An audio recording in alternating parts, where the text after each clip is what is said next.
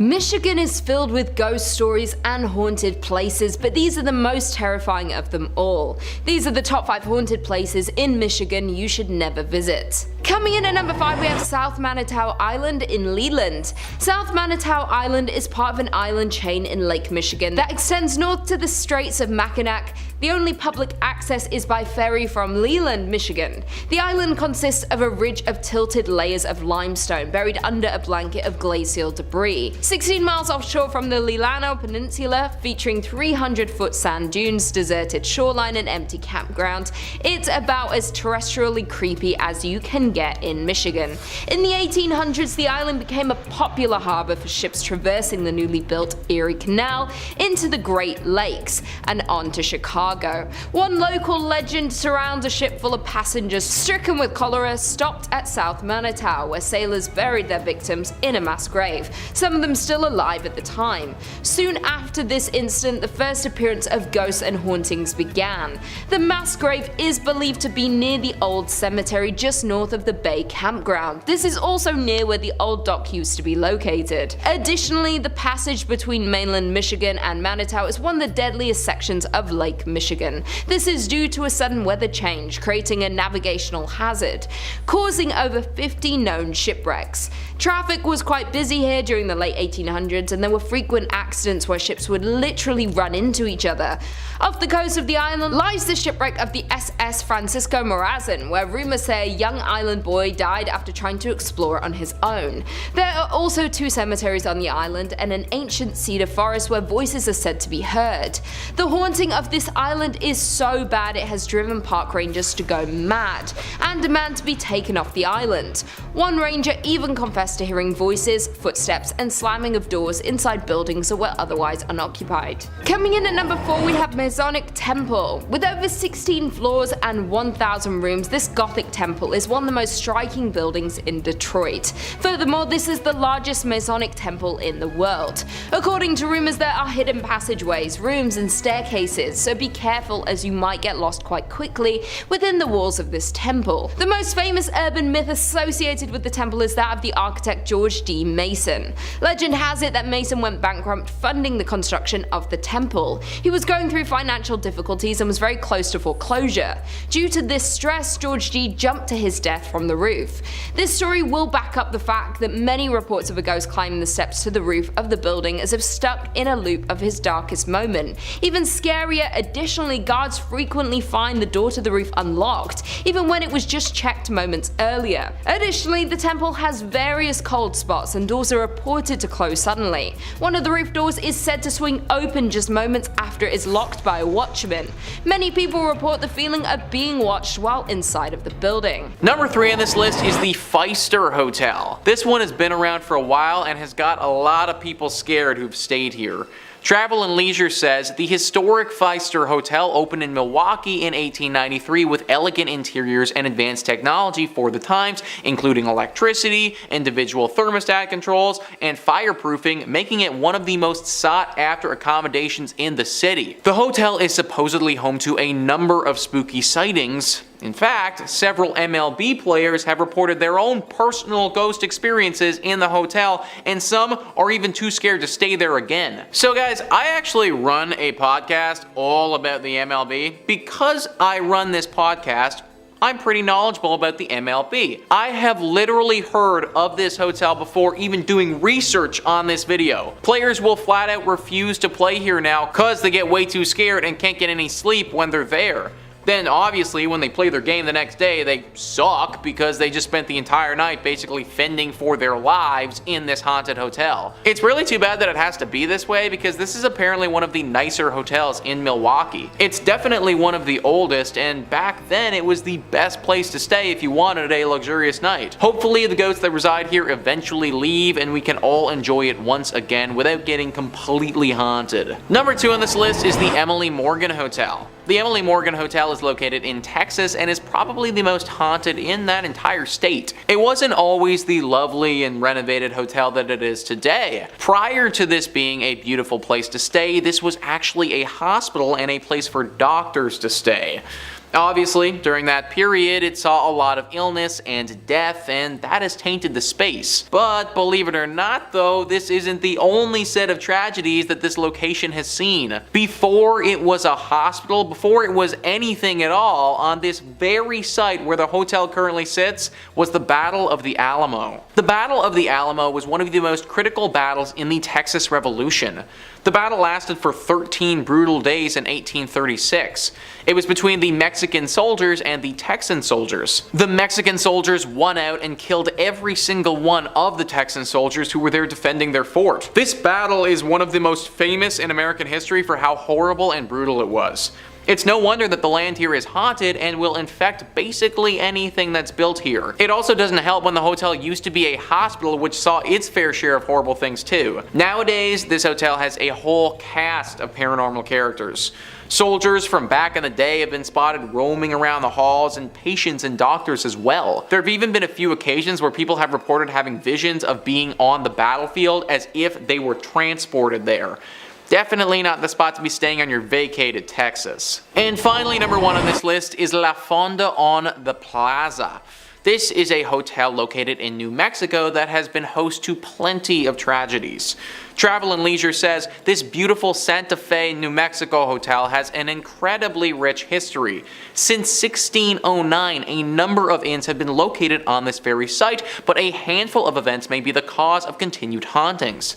According to the National Trust for Historic Preservation, the ghosts of a judge shot in the lobby, a businessman who gambled everything away at the hotel before jumping down a well, and a bride killed on her wedding night are just a few of the spirits that you may come across during your stay here. That's 3 spirits too many for me, guys. Whenever situations like this arise, I start to question things. What I mean is that, isn't this a little bit odd that 3 totally separate, completely different tragic events all took place right here at different times? Sure, it could be a coincidence, but it seems like a rather sad one if you ask me. Maybe there was always something about this space that was just a little off. Maybe people who come here just get hit with horrible luck. Maybe this hotel was built on some sort of ancient ground that it shouldn't have been built on, and this is the horrible reaction. I obviously can't say for sure, but something's fishy about this hotel, and I wouldn't recommend checking it out if I was you. Number 5 on this list is the Seelbach Hotel. Seelbach Hotel is located in the heart of Louisville and has been there for quite some time. Virginia Travel Tips says, in 1905, the Seelbach Hotel in Louisville opened its doors.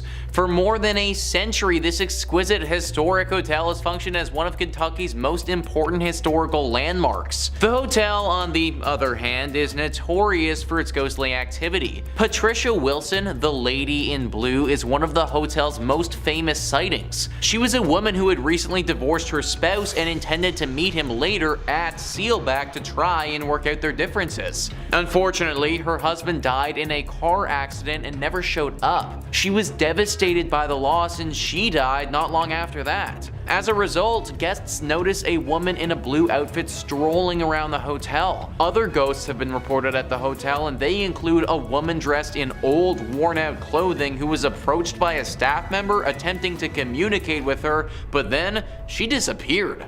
Most of the encounters with this woman have been tame, but there have been some that have gotten quite aggressive. Some teenagers were apparently making fun of her or doing something that they shouldn't have been doing, and she responded by literally clawing and scratching at one of them, leaving horrible marks behind. The victim also said that it felt as if she crawled into his brain and told him horrible secrets about himself that he'll never be able to forget. A hotel like this is supposed to be nice and relaxing, but based on what I've read, I don't know if that's going to be the experience you get at Seelbach. Number 4 on this list is the Talbott Tavern. Really too bad that this place is haunted, because it would have been a pretty nice spot to get a brew if it wasn't. Virginia Travel Tips says, built in 1778, the Talbott Tavern is located in Bardstown, Kentucky. Currently, the Haunted Kentucky Tavern serves as both a restaurant and a 5-room B&B, and it's known for being haunted. A former accountant recalls coming across a man in a long coat strolling across the top floor.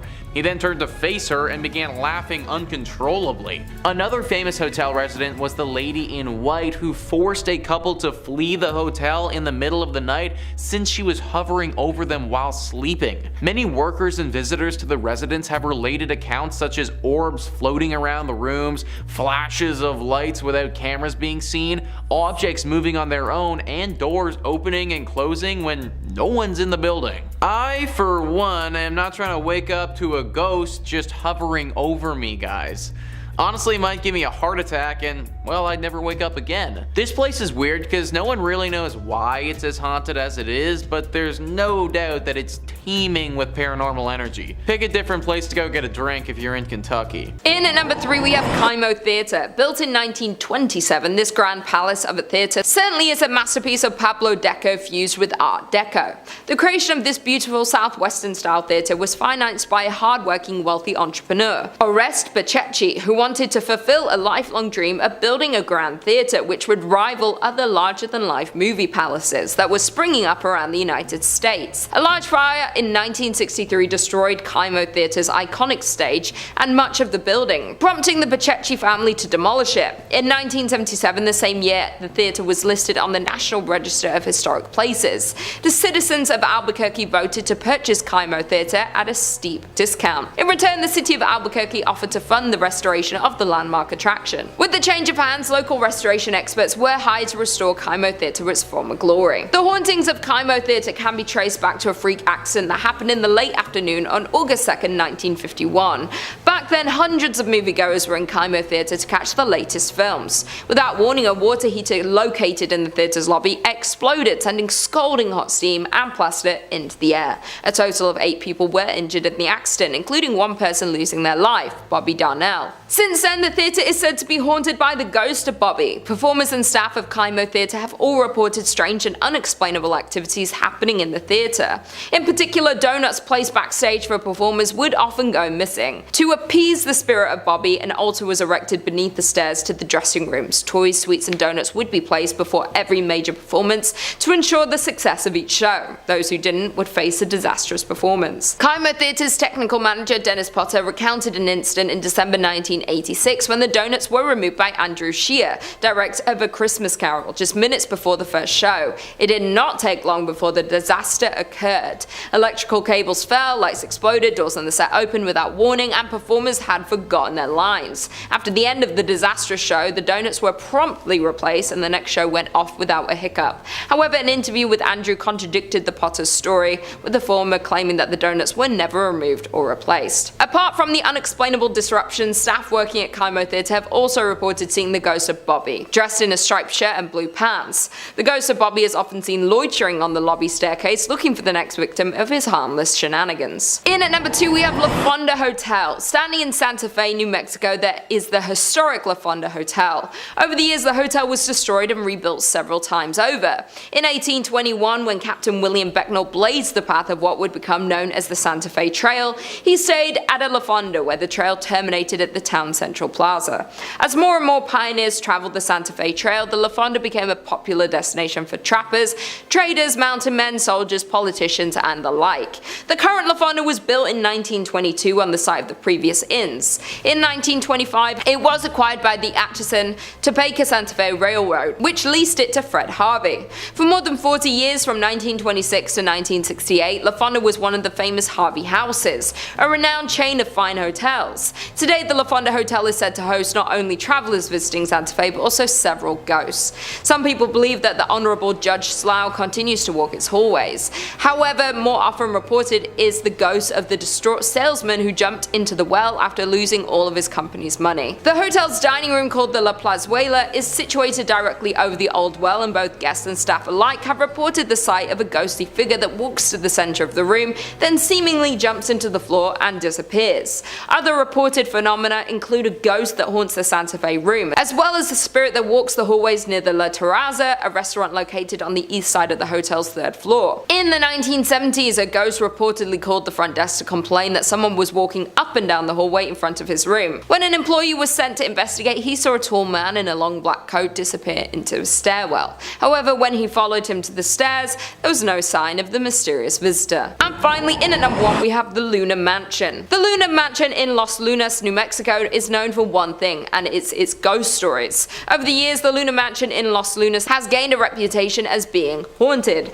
Guests and staff alike have shared stories of unexplained activity, which some chalk up to the paranormal. Over the years, the mansion changed hands several times before it was purchased and renovated as a fine dining establishment in the 1970s. It was then that the ghost of Josephina began to appear. Perhaps she didn't like the renovations, or maybe she just wants to stick around to make sure they were doing a good job on the home that she had spent so many years looking after. Dressed in 1920s period clothing, she had been described by employees as appearing very real. Most often she is seen in 2 former bedrooms on the 2nd floor, an attic, storeroom, and at the top of the stairs leading to the 2nd floor bar. At the top of the stairs sits an old rocking chair, which she has often been seen sitting in and rocking slowly.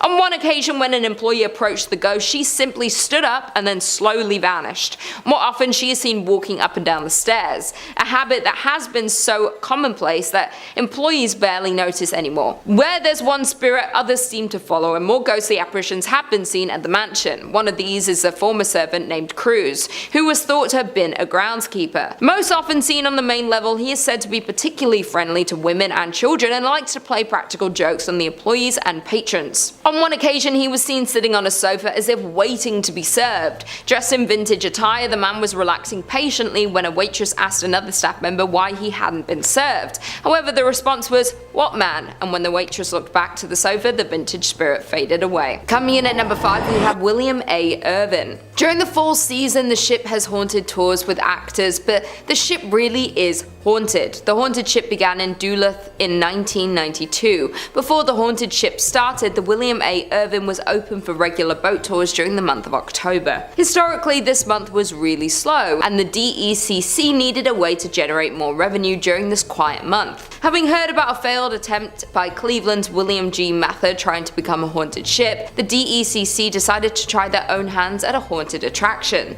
The William A. Irvin partnered up with UMD to give the school's drama department some experience on production and acting. Needless to say, their attempt was a huge success. More than 2 decades later, the haunted ship is the peak of the Irvin's yearly business. The most common sighting that employees relate is that a lady in white has been seen walking around the ship, noticeably. She is usually up on deck and is dressed in period clothing. Nobody has ever been able to identify who she is or why she is tied to the vessel. There is also said to be a former captain who is still overseeing his ship. He is most often seen in the captain's chair and is said to be angry that the ship remains in dock and is no longer seaworthy. There are another 2 men haunting the ship. One sticks to the front of the ship and apparently does not understand what has happened to him, while the other sticks to the rear of the ship and has confirmed that he died after falling from a ladder. The family of the second man has come forward and said the story surrounding his death was always suspicious and they were denied a claim to his pension. In at number 4, we have Enger Tower. The 82-year-old watchtower can be found right in the middle of Enger Park. The tower was built in 1939 and looks over the Duluth Harbor, being known as one of the most well-known haunted places in Minnesota, and for good reason. The tower is 531 feet above Lake Superior and is built of bluestone from local sources. Enger Tower was first dedicated by Crown Prince Olav and Crown Princess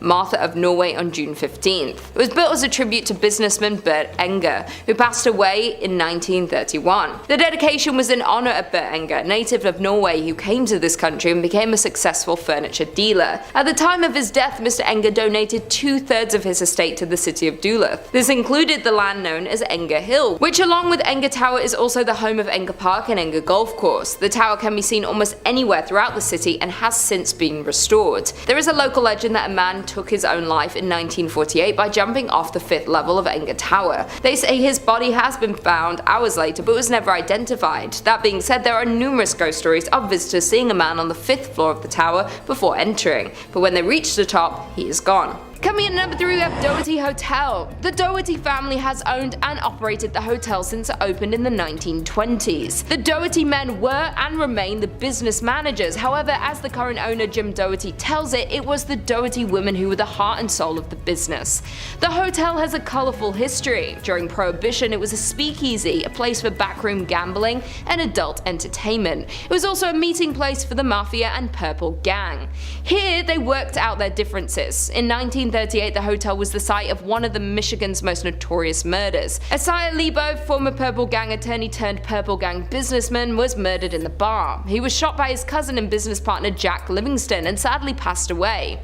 Ever since, there have been numerous hauntings. Some believe it's Lebo who haunts the ground or grandmother Helen Doherty who passed away at the hotel. But there is one thing for sure, and it's the many ghost stories that are now associated with the hotel. Guests, visitors, investigators, employees, and the owners have all had some kind of paranormal experience at the hotel, which includes perfume scent wafting through occasionally, loud knocking, bedroom doors open and close by themselves, and dark apparitions and shadowy figures have been spotted anywhere from the lobby to the top floor.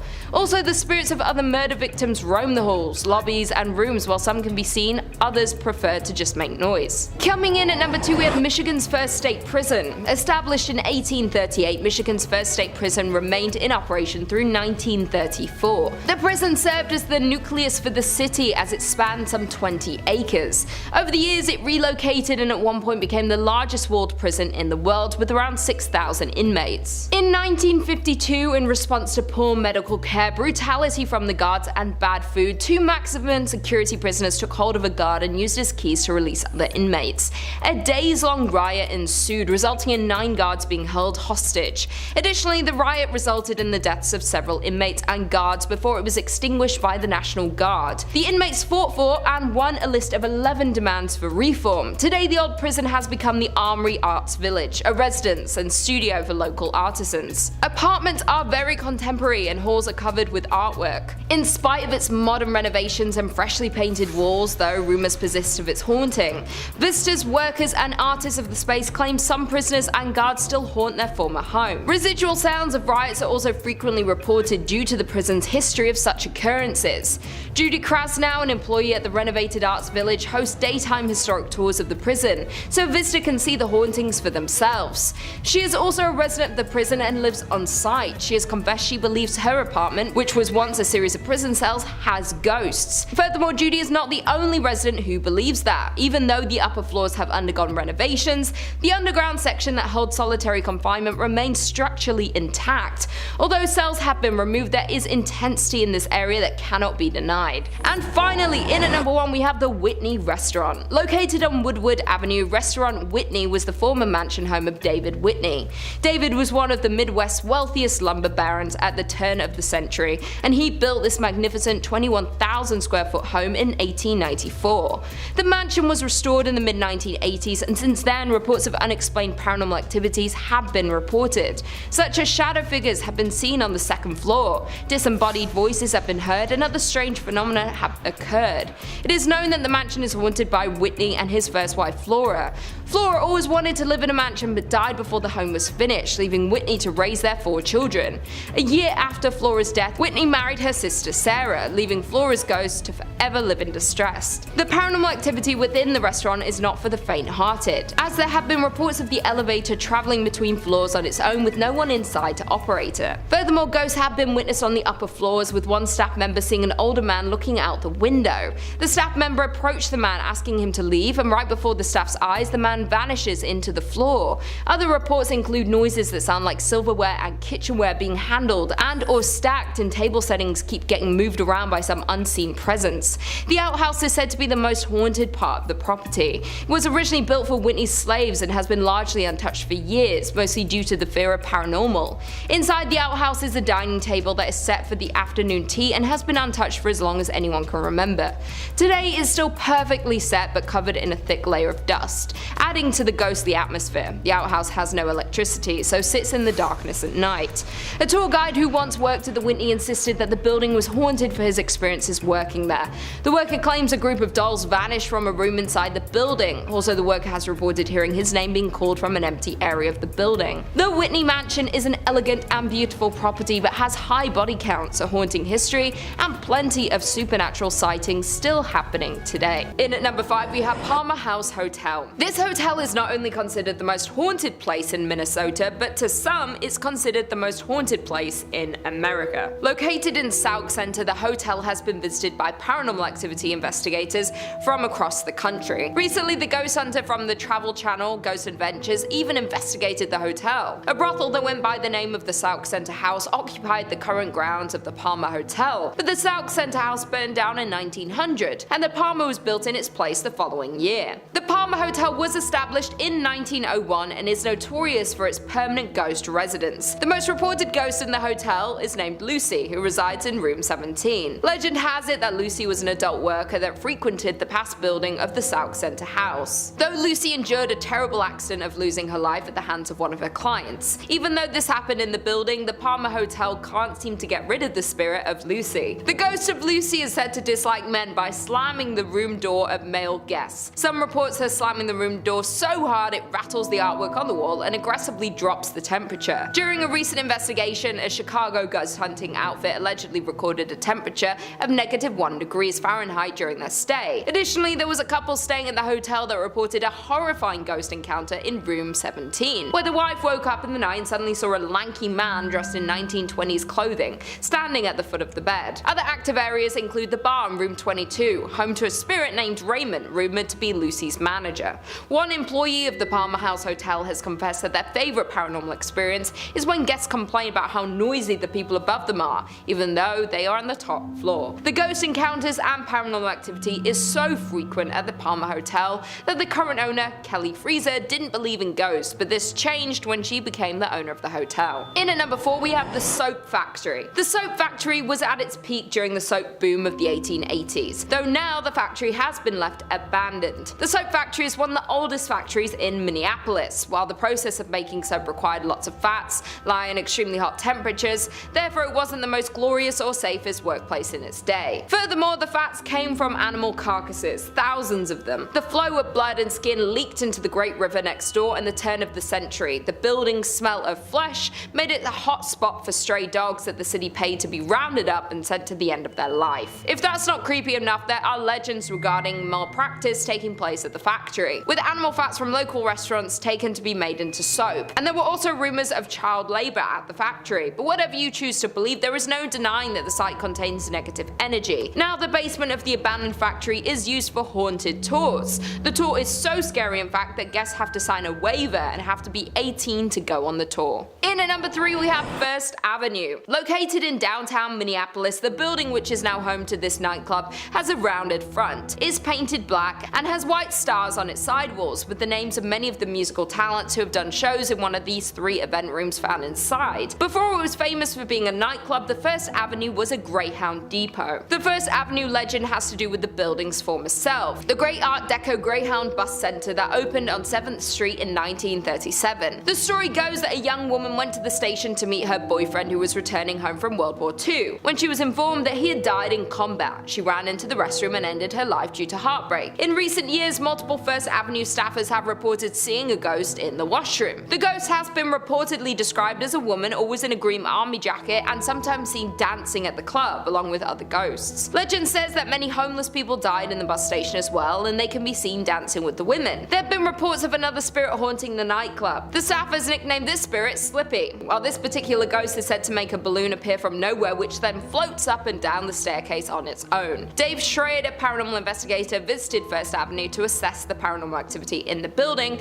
multiple times and has concluded that the building is indeed haunted by many spirits, indicating that the record room is the most active area of the site. While DJs that have played at the venue have reported frequently hearing strange noises through their headphones, such as growls, voices and screams, other performers report their equipment being pushed off stage with no explanation. In at number 2 we have Schmidt Brewery. Schmidt Brewery became the largest in Minnesota by 1860, producing 1,200 barrels annually and shipping them as far south as Tennessee. It was restructured as the St. Paul Brewing Company in 1898 before being sold to Jacob Schmidt soon after in 1900. Since its opening in 1884, many ghost hunters have visited the Schmidt Brewery to experience some of the many rumored paranormal paranormal activities. The brewery has been the site of many constant unexplainable instances, from fires to people losing their lives to terrible accidents. This place has seen a lot of scary sights. While the victims of these events linger around to haunt the grounds of the brewery, even though the building is now used as an artist's loft, that doesn't take away the scary history of the Schmidt Brewery. While most of the ghosts that haunt the grounds of the old brewery have to do with ordinary brewery workers dying in terrible accidents, in 1896 2 workers lost their lives in an explosion. Furthermore, in 1902 a worker fell down an unmarked elevator shaft. Additionally, in 1904 Matthew Colo, a worker whose job was to light gas lamps in the brewery, lost his life from inhaling flames. Schmidt Brewery has been a St. Paul haunt since 1855 for more than a couple of reasons, when owner Jacob Schmidt took down the original North Star Brewery sign,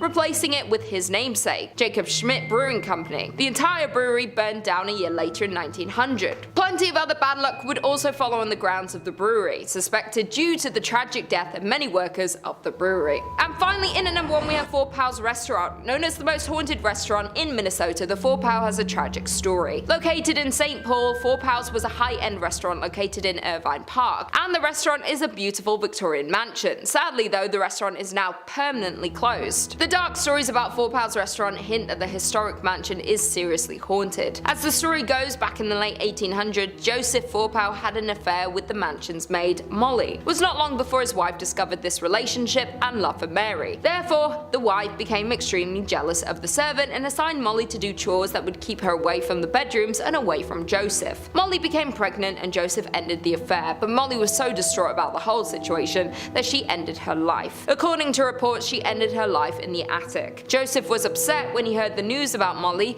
that he figured he could not stay in the house where his beloved died. One day he went out for a walk and ended his life as well. Since then, restaurant guests and employees have reported creepy sightings of a woman dressed in 1800s attire, lights turning off and on by themselves, and strange noises coming from the attic. In one case, the disturbances were so chaotic that led to an investigation by the St. Paul police, whose canine dog refused to enter the attic. It is said that Joseph and Molly both haunt Forepaugh's, but many guests have said Molly is more active spirit. People say they have seen the two walking around the dining area, but Molly bangs on walls and smashes glasses. Some people say they can smell her lavender perfume. That being said, Mr. Forepaugh is also sometimes seen, and his ghost has been reported wearing a dark waistcoat, silk vest, pinstripe trousers, and a derby hat. He can be seen going to the basement, at which time the lights flicker and shuffling noises are heard. He roams the house and has been caught on film many times. The former staff of the restaurant have also reported on many occasions when they would go floor by floor turning off lights as they closed down for the night. Then when the staff members get in their cars to leave, they'll notice the top floor light is on. Nevertheless, if the restaurant is haunted, the story of Mr. Forepaugh and Molly is one of the most devastating to date. Kicking off the list at number 5, the Mission of San Miguel, 1610. The birthplace and historic site, the original San Miguel Church was most likely built shortly after the founding of Santa Fe in 1610 and is claimed to have been the first ever church built in America. Churches are already creaky and creepy, then this is the oldest one in the States? Okay, here we go. This church was built right across the Santa Fe River in the area referred to as the Barrio de Analco, which was inhabited mainly by the native population for the past 1,000 years. The San Miguel mission was first mentioned in writing in 1628, indicating it was in use at that point as both a mission and a school. Although intended as a mission, the Spanish also used it as their parish church until the parroquia was completed. The original San Miguel church was probably much smaller than the structure present, with more of a rectangular apse, a slightly raised sanctuary, and a simple front elevation with no towers at all. The surviving foundations were excavated and closely researched by Bruce Ellis and Stanley Stubbs in 1955. Although the present building dates from 1710, it has undergone a multitude of significant structural changes since its infamous riot in which partially destroyed the building during the Pueblo Revolt of 1680. This was an uprising of mostly the indigenous Pueblo peoples against the Spanish colonizers in Santa Fe de Nuevo Mexico. The Pueblo Revolt killed around 400 Spaniards and drove the remaining 2,000 settlers out of the province, which is where the creepy stuff kinda sits around. Since its construction, there have been over 300 years of ghostly apparitions seen at these ruins. You can never really pinpoint a specific person at this location, but there are numerous sightings that have been documented over the years, ranging from ghost horses, dragging sounds, and loud bangs resembling warfare. The San Miguel Chapel still stands after 400 years due to its local, national, and international community that has supported supported its preservation and history. Everybody chipping in. I love it. Little TLC. I bet you this is also where you see ghosts on different floors that used to be there or behind walls that don't even exist anymore. Like, are they bound by these structures forever? They're just like...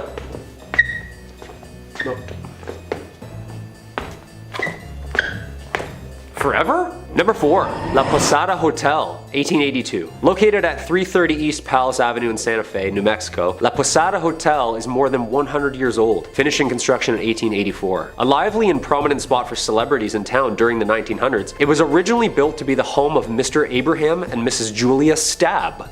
Perfect last name for the start of something scary. Stab. A prominent businessman and German immigrant, Abraham had constructed this beautiful Grand French Second Empire estate ready to make a life working with his brother Zodak in business and eventually settling down in this historic town, with the mansion acting as a social hub for both the business and celebrity events. It is said that the Stabs have 7 children, one of which died at birth, and which in fact led Miss Stab to a depressed self-exile state, dying at the age of only 52. The mansion was converted into a hotel in 1936, shortly after the rubble of the Depression had cleared, and it is said that Julia herself haunts the rooms of La Posada Hotel. Guests have made claims to hear voices in vacant bedrooms, lights flickering on and off, and even doors slamming in the middle of the night. Voices saying things like, "I'm in here." It's never just like casual and calm, like, "Oh yeah, just leave the door open, I'm in here, come on in." It's always a creepy whisper in here, like, "I'm in here."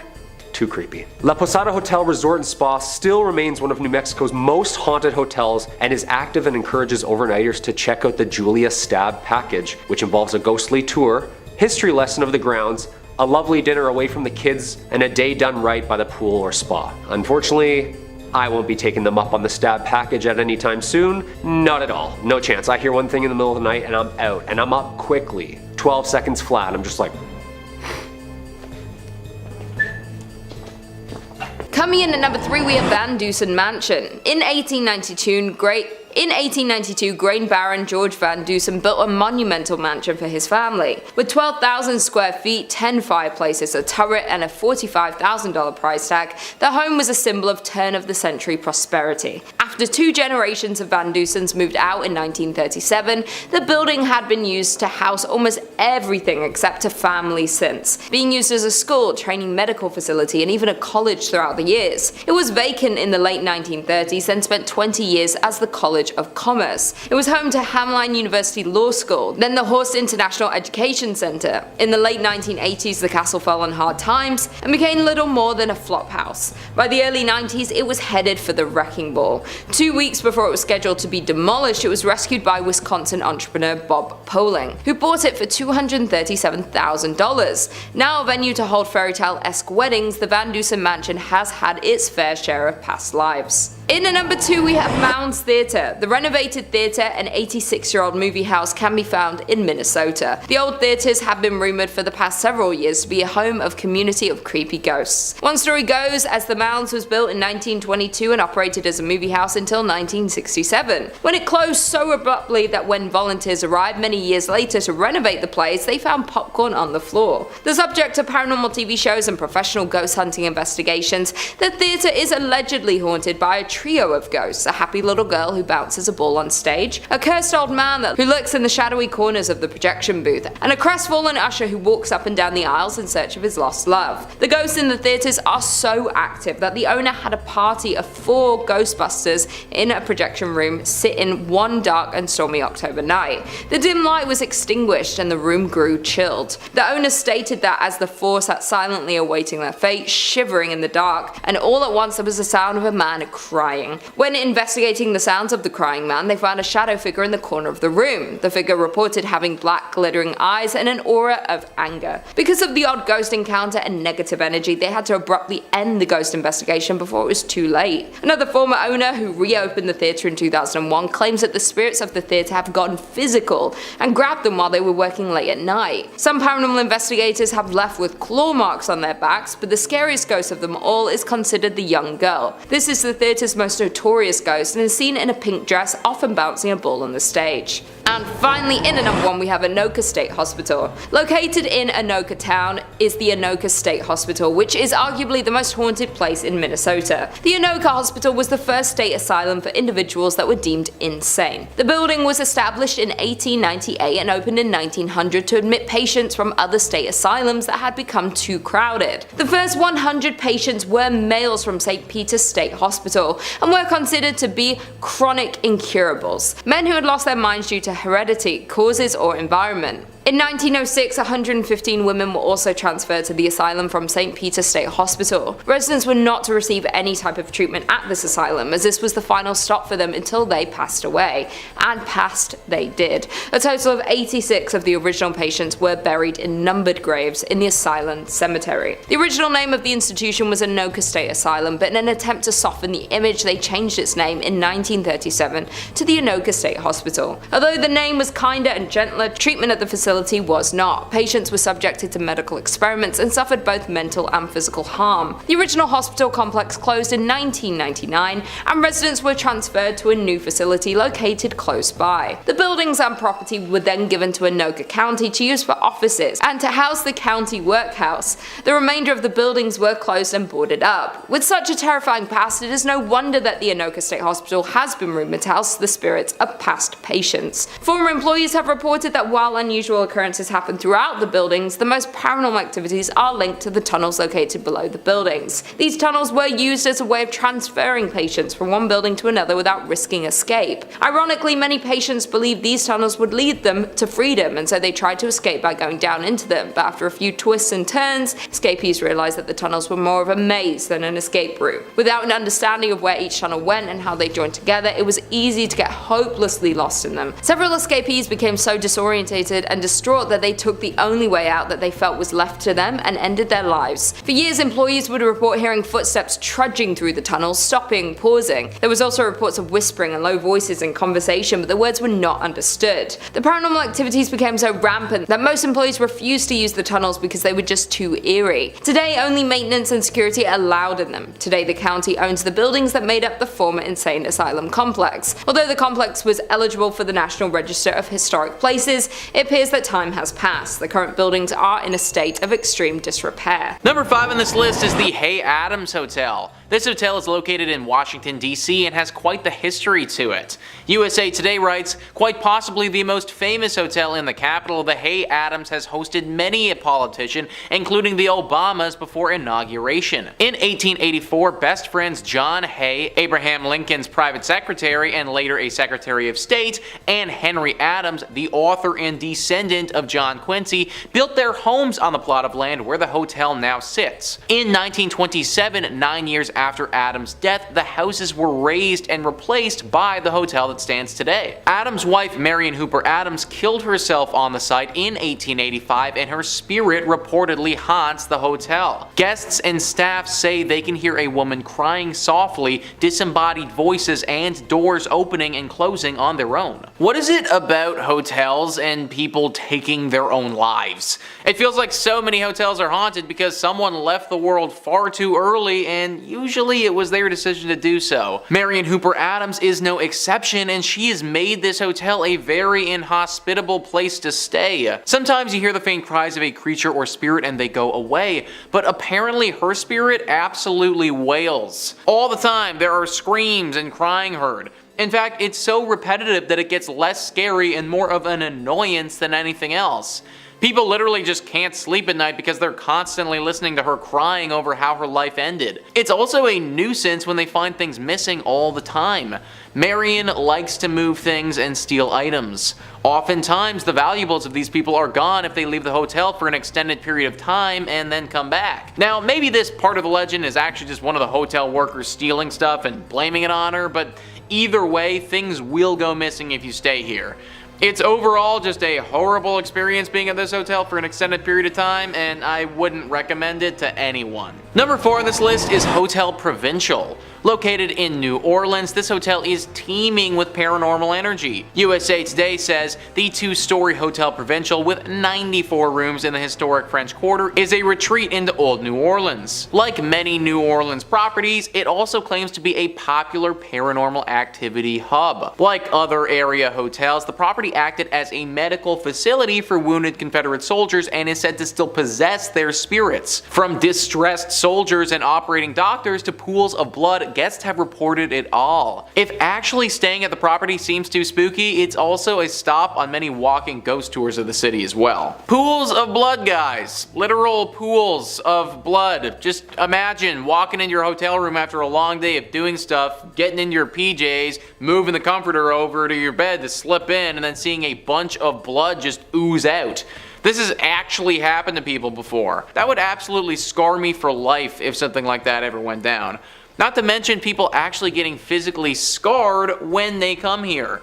People have reported getting attacked by unknown paranormal entities while staying here, waking up to a spirit completely ravaging them and having no idea how or why it's happening. This is not the type of hotel that you want to stay at, and you will literally risk your safety if you do. Number 3 on this list is the Kentucky State Penitentiary. We always got to include the creepy jail in one of these lists, guys, and this is Kentucky's. Virginia Travel Tips says the Kentucky State Penitentiary is situated near the Tennessee border on a sharp bend in the Cumberland River. In the 1800s, a maximum security jail was built there. It is a gorgeous place from afar, but up close, it is a death and ghost machine, according to a local author and paranormal investigator. Thousands of men have been executed in the prison's electric chair, known as Old Sparky. During his death row cell inspections in the late 1980s, a guard had a terrible incident where no one stayed. He was greeted by a prisoner who was reading the Bible. When he returned to his office, he asked about the prisoner's meal, only to discover that no one was in that cell. When he returned to the cell, he discovered that it was empty except for a small Bible on the floor. Yeah, kinda weird. More strange occurrences were recorded around the institution, with many reporting seeing a reflection of an inmate who attempted to shock them. Okay, so honestly guys, I want to take this as seriously as possible, but Old Sparky? Like, imagine dying in a thing called Old Sparky. Like, I think it's meant to electrocute people, but why does the killing chair sound so cute? Kinda sounds like something that you name your dog, not a murder weapon. Anyways, Old Sparky has certainly done its job though, and now the place is super haunted. Most of the prisons we talk about on this channel you can go visit if you like, because they're all typically abandoned. That's not the case with this one though. The Kentucky State Penitentiary is still fully operational and has tons of prisoners in it. Not only do these people have to chill in jail, but it just so happens that their jail is also haunted. Number 2 on this list is Mammoth Cave. So we actually spoke about Mammoth Cave on this channel before in our series about top 5 terrifying caves where evil awaits, so if that interests you, then go check it out. It made that list because it was super haunted, and naturally it has to make this one as well. It is, as you'd expect, located in Kentucky. It is the biggest cave in the state by far, which is why it's named Mammoth Cave. Most of the cave has been unexplored, which is kind of nuts considering we've already seen about 400 miles of it up until this point. This has been an area of interest to people for thousands of years. Back 4,000 years ago, it's believed that people used this cave to bury their dead. This was the first encounter this cavern saw of death, but it definitely wasn't the last. After the War of 1812, these caves were sold off and used as a place to mine salt. The workers of these mines were slaves and oftentimes were worked to death down there. After the salt had been mined, this place functioned as a spot for sick tuberculosis victims to go. Obviously, this created more death in this place and just contributed to what is a very haunted area now. Today, we get an array of ghostly apparitions popping up to people. Ghosts from all the way back 4,000 years ago have been seen, still lingering and clinging on to this cavern. People have seen the visions of slaves calling out for help and ghosts of sickly individuals as well. H.P. Lovecraft, one of the most famous fantasy horror writers, was inspired by this cave. Anything that inspired that guy is probably a spot that you want to avoid. And finally, number 1 on this list is Nada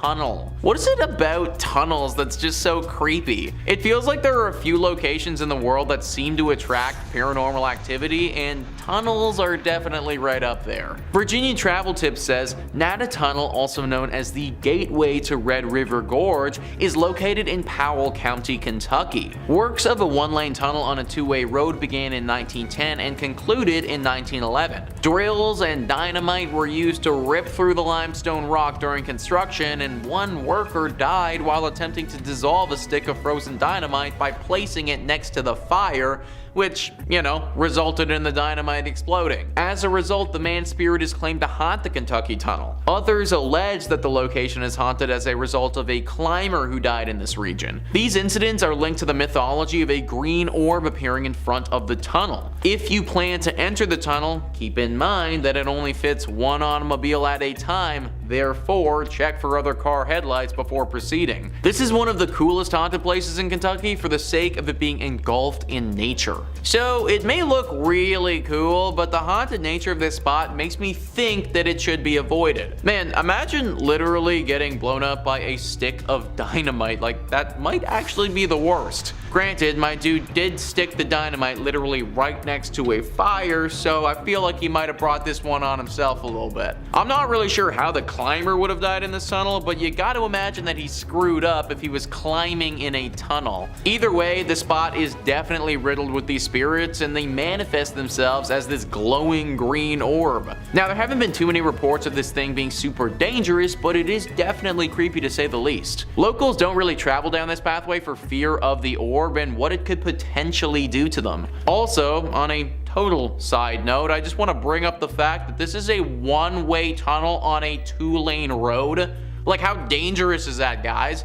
What if it's foggy or something and I can't see all the way down the tunnel to the other car? That is literally the dumbest road design I have ever heard of. Maybe the legend was just created by the locals because they know how dangerous this freaking tunnel is. Regardless of what it is, I recommend staying away. And coming in at number 5, we have the Houghton Mansion. Built in the 1890s in North Adams, Massachusetts, for the mayor himself, Albert Charles Houghton. This neoclassical revival-style mansion sits on 172 Church Street. A family man, Albert was the president of Arnold Print Works, a prominent textile factory in North Adams. His wife, Cordelia, daughter Mary, and himself had owned and lived on the property right up until the fatal car accident which took the lives of the family in 1914. On an early summer morning, Albert and his family, accompanied by another family, Dr. and Mrs. Dutton and their daughter, and of course the family chauffeur himself, Mr. Witters, had decided to head out into the countryside for a leisurely drive, a drive that ultimately took their lives. Unfortunately, for everyone on that August 1st morning, after a steep turn, the car lost control and proceeded to screech off the road, resulting in a rolling fatal wreck. All the women in this tragedy losing their lives, with the men barely surviving from the multitude of injuries. On August 11th, just 10 days after the accident, without his wife and daughter, Albert mysteriously died in the home from what doctors think was a broken heart. It is said that 3 ghosts haunt the Houghton Mansion, including Albert himself, Albert's daughter Mary, and the driver, Mr. Witters. The mansion remained with the Houghton family until 1926, when Albert's daughter Florence and her husband sold the building to the Freemasons. This is when the spookiness really started happening. Through its multitude of use throughout the years, additions to this historic site were added on by the Masons, using it for ritual and spiritual purposes, making this story even weirder. Over the years, there have been countless paranormal witnesses claiming that the ghosts roaming the halls of the basement, Mr. Witters himself, guilt-ridden with the responsibility of the crash, and Mr. Witters took his own life shortly after returning home with injuries, and residents that have stayed at the site have claimed that the manly figure aimlessly rummaging through the basement is the driver himself. Among these claims have another spirit lurking in Mary's bedroom. It is said that overnighters have witnessed multiple bright lights and auras flying around the bedroom in the middle of the night. I wouldn't even step foot into this house, let alone set up camp and spend the night. No way. The Houghton Mansion remains a tourist attraction and hotspot for paranormal goers worldwide, and to this day is one of the most haunted and mysterious sites in all of Massachusetts. Number 4, the Hoosac Tunnel. The Hoosac Tunnel, from the Algonquin word place of stones and the Mohawk word forbidden, is a 4.75-mile active railroad tunnel in western Massachusetts that passes through the Hoosac Range, an extension of Vermont's Green Mountains, and runs from Deerfield River in the town of Florida to the city of North Adams. tunnels. The construction began in 1815 and ending in 1875 with a budget of $2 million, at the time the largest tunnel ever constructed, and it was later the result of taking lives of over 200 men during its construction entirety, earning it the nickname from locals, the Bloody Pit. This haunted, barren, 5-mile, completely enclosed stretch was subject to multiple accidents and deaths over the years, giving the tunnel its haunting history and reputation of being cursed itself. With the word forbidden, did the Mohawks know something that the workers didn't? Essentially, this cold, underground, pitch-black hole became one of America's strangest grave sites, resulting in everything from mysterious gas leaks, dynamite explosions, roofs collapsing, and even mechanic failures resulting in a mass flood. For the past decades, there have been numerous paranormal activity witnesses who have documented strange events, from police officers to the freight conductors themselves. Some of the reports over the last 100 years included numerous farmers and wagons ending up in different areas of the railroad, missing hours of time. The farmers had claimed that when spending time around the railroad and its tracks, that memory and confusion would always set in. Some residents have claimed that they have even been chased out of the tunnel by an unexpected freight train chugging along aggressively through the tunnel like a bat out of hell, and then vanishing. Numerous ghostly figures resembling workers roam the dark tunnel, and if that isn't scary enough, some people, including hearing the echoes and screams of even the workers who were buried alive under the rock, still holding their tools, or even seeing ghostly figures in pumping chambers where numerous men tirelessly making rafts not to drown. The Hoosac Tunnel remains one of the most visited and haunted places, marking it just one of the sites you'll probably never find me at. Just in 2020, the tunnel was yet again subject to a mysterious collapse, resulting in months of repair. Yeah, I say stop fixing it and just let it be. Number 3. The Old State Penitentiary, 1885. The Old State is located 15 miles south of central Santa Fe and is an active men's maximum security prison that was built in 1885. Acting as a prison system for the US, the prison saw 3 massive riots in its entirety, including 1922, 1953, and the worst and most bloody riot of all, 1980. One of the worst prison riots in American history. It's presumed to be the reason behind its haunting reputation. On February 2nd, 1980, several inmates initiated a riot which led to the inmates gaining control over the prison for a full day and a half. Unfortunately, at the time, post-70s, the prison was overcrowded, underfunded, and riddled with untrained, fresh-faced security guards, with the rampant need for excess bodies due to the overgrowing inmate count. After escaping and organizing this event, the cellmates then tortured 12 prison guards and brutally murdered 33 other inmates. These riots soon became medieval in nature, gruesome, and truly evil. The most famous area for paranormal sightings can be heard and seen around cell block 4. Men here were brutally butchered, dismembered, decapitated, and some even hung up on the cells and burned alive. This section of the prison was closed in 1998 and is now referred to as Old Main. As if that history isn't dark enough, witnesses and researchers claim that there's a ton of spirits that roam this prison. Dark figures and ghostly shadows have been seen roaming the cells and halls, unexplainable slamming of cell doors, men's voices, strange noises, and even echoed screams can be heard at this location. This is why I don't even jaywalk, people. Stay a couple nights at this haunted prison looking at axe marks on the ground? Yeah, no, I'm getting my phone out right away. I know exactly who I'm gonna call. Yeah. Number 2, the Amador Hotel. Located at 251 West Amador Street at the corner of Water Street and Las Cruces, which translates to the Crosses, an area in New Mexico spanning as far back as the settled early 1800s, was thought to be an early mass grave site for the amount of crosses present in the city. The Amador Hotel has stood serving the community in multiple ways over the years, including a courthouse, a post office, a bank, hotel, and even a county office center. Yeah, can I get 2 stamps, please? Thanks. Built in 1866, the Amador Hotel is a popular Las Cruces ghost tour, and some of the rooms were even used as jail cells. Hey, you're grounded for 15 years to life, I don't know. The courthouse was completed in 1885. Amador added another story to the remaining structure, and Amador Hall became a community center where people conversed in drinking and in storytelling. During tours, guests have reported seeing shadowy figures lurking in the hallways, numerous cold spots, flashlights turning on and off by themselves, and having their arms even touched or scratched. Oh yeah, that's it. Just a little to the left. That's perfect. Some even say it's the work of a little ghost girl named Annie, who frequently visits the room on the 2nd floor. Giggling. Like, giggling is great and all until like a 200-year-old spirit giggles right in your face. Like, what is still funny? This is terrifying. Joke must have been that good. Little ghost girls? Yeah, that's the scariest ghosts imaginable. 100%. The Amador Hotel ghost tour starts at 8 p.m. and during a visit through the tour of the grounds, history and ghost hunting begins. I'm a strict matinee ghost hunter myself, only during the day, or never. Or like around brunch, that's like perfect, nice and sunny. And coming in at number 1, Double Eagle Restaurant. If you're heading down to Mesilla, New Mexico this weekend and enjoy burgers and ghost stories, well, then the Double Eagle Restaurant is a must stop for you. Known not only for the world's largest green pepper chili burger, this blast from the past decorated head to toe in its luxurious upscale Victorian decor is now the home to 2 prominent and active restaurants, the Double Eagle and Pepper's Cafe. Alright, here we go, let's dive in. Possibly the world's most haunted restaurants, originally owned by the Mays family, owning one of the leading and most lucrative import-export businesses in Santa Fe, was Senor and Senora Mays. Senora Mays expected only the best for her eldest son, Armando. Mothers and their sons, right? Always imaginarily wiping something off their faces. Come here, there's more. There is grim history here, involving 2 forbidden star-crossed lovers and a pair of sewing scissors. Thank you.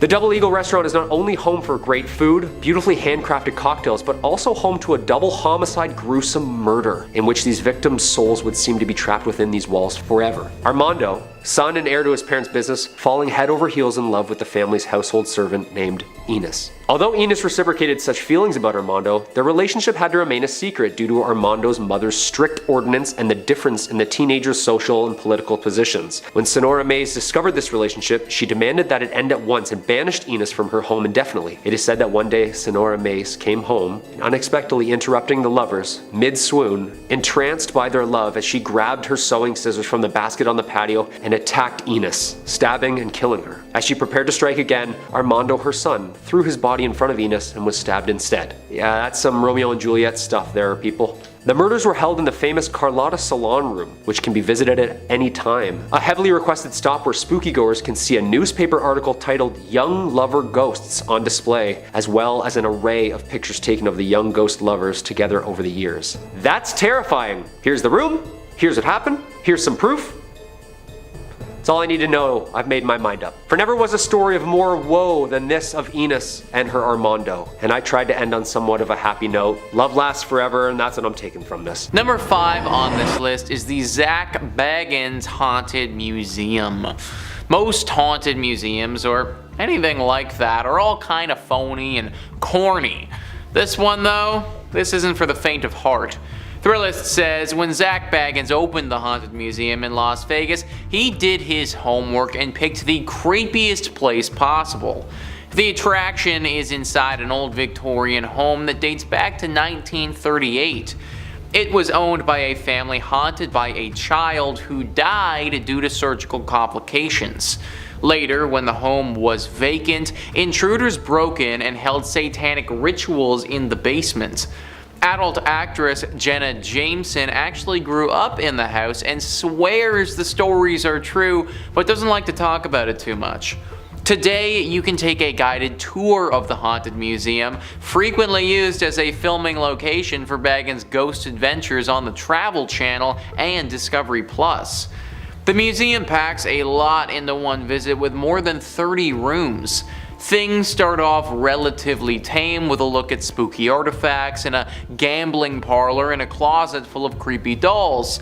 But the pace picks up with exhibits dedicated to notorious serial killers, an up-close look at a Volkswagen van used as a death machine by Jack Kevorkian, and a haunted hallway of killer clowns. It's best not to give away too many spoilers, but at one point you'll face an item described as the most haunted object in the whole world. You will even get to explore the basement at some point, which many people believe to still be extremely haunted. You gotta wonder why the heck so many horrible things happened here. Haunted child, satanic rituals, other questionable things that have probably not been leaked to the public. I guess it makes sense to have a haunted museum here, but obviously bringing in all of these other haunted items has just further promoted paranormal energy, and now this is clearly a hotspot for spirits and ghosts alike. Only go to this museum if you can handle a good scare. Number 4 on this list is Rhyolite Ghost Town. This abandoned town is full of scary spirits, ghouls, and maybe a lot more. Thrillist says, take a short road trip out of Las Vegas and spend the afternoon exploring the ruins of Rhyolite, one of the most compelling ghost towns in the country. A hub of mining activity during the gold rush, the town was quickly abandoned when the boom went bust following the Panic of 1907. Wander around and you'll see the scattered remains of a bank, jail, and train depot. The landscape looks more like a nuclear war zone than a ghost town, but just as sinister and perhaps still home to the spirits who once lived there many years ago. We have talked a ton about ghost towns on this channel before. Something about ghost towns seems to attract spirits. Maybe like the sudden absence of people leaves a void that these spirits seem to want to fill. It also doesn't help the situation when you have people doing some very questionable things at these ghost towns. Considering they are totally abandoned and out of the way, ghost towns make for some pretty good places to have some covert meetings and deals go down. This one in Las Vegas, it's no different. Apparently a decent amount of criminal activity happens around here, with a lot of drug deals taking place here. Every now and again these deals can go sour, and usually that leaves a body. Murder and a gang presence aren't great things to sprinkle in when a town is already dealing with paranormal activity.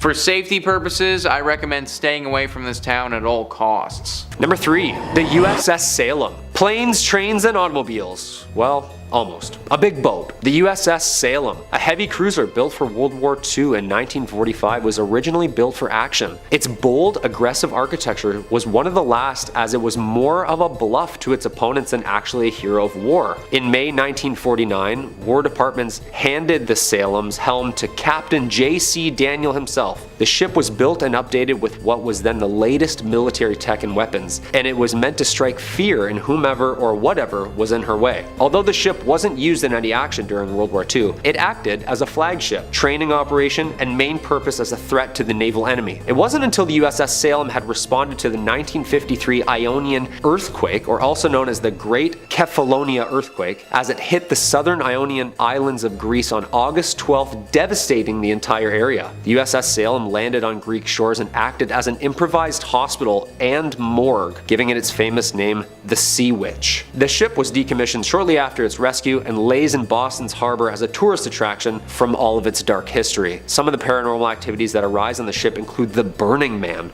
who smells of rank death and can be seen in the mess hall where the bodies have been stored. Another famous apparition on the ship is the ghost girls who lurk the halls of the ship. Little ghostly figures can be seen and felt on the legs of tour goers. Some people claim that the ship is even home to hellhounds, an aggressive pack of ghostly creatures that roam the ship growling and scratching at closed doors. Yeah, the next time my dog scratches at my door, she's going up for adoption, I'm sorry. Number 2, the Lizzie Borden House. This quaint bed and breakfast located at 230 2nd Street is home to one of America's most haunted and mysterious homes. The Lizzie Borden House gets its haunt from an unsolved murder of Lizzie Borden in 1892. One of the most infamous true crime figures, known for her murdering of her father and stepmother with several blows to the head with a hatchet. Oof, ouch. Although acquitted, the killings remain unsolved to this day. This case earned notoriety, and much that the popular local children's rhyme had been linked to this death. Lizzie Borden took an axe and gave her mother 40 whacks. When she saw what she had done, she gave her father 41.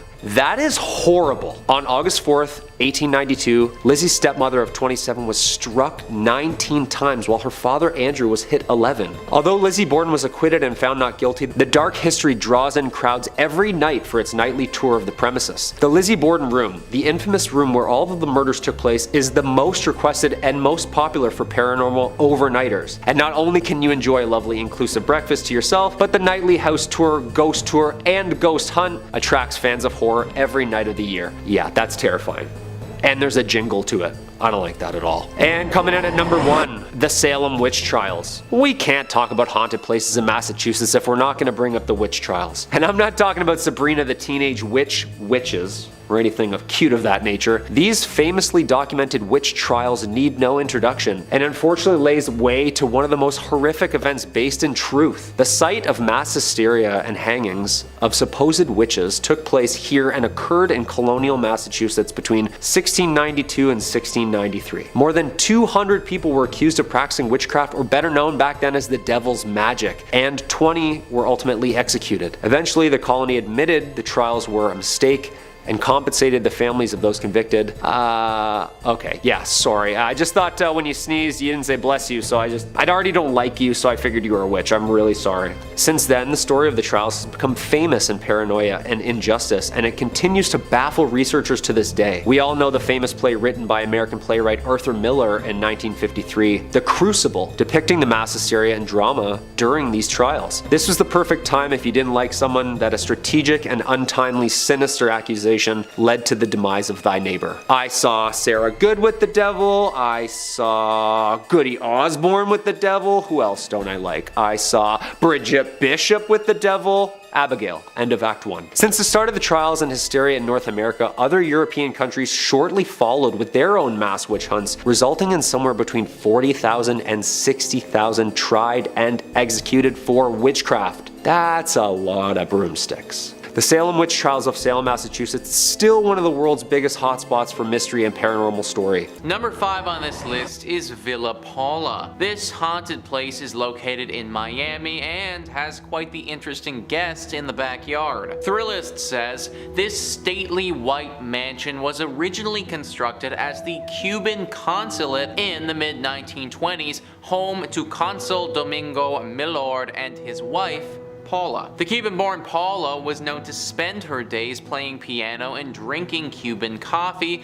until she died from complications from a leg amputation in 1932. Legend has it that Domingo interred his late wife in a sarcophagus laid in the backyard. The sarcophagus is still there now, covered by ficus tree roots and nearly impossible to reach. Whether or not it actually contains her mortal remains is debatable at best, but reports of her ghost persist. It's said her ghost is in different rooms there, says History Miami's Dr. Paul George. People who've lived at Villa Paula since have had existential kinds of experiences. Among them, phantom coffee smells and piano playing, a one-legged woman roaming about as well. So there is a literal sarcophagus just chilling in this person's backyard. Can you imagine having that just show up on the house listing? I'd be like, no, we are not okay with that. I'm kind of surprised that no one has gone to go deal with the sarcophagus before. I mean, you can't just leave this thing down there like that and expect the ghost to just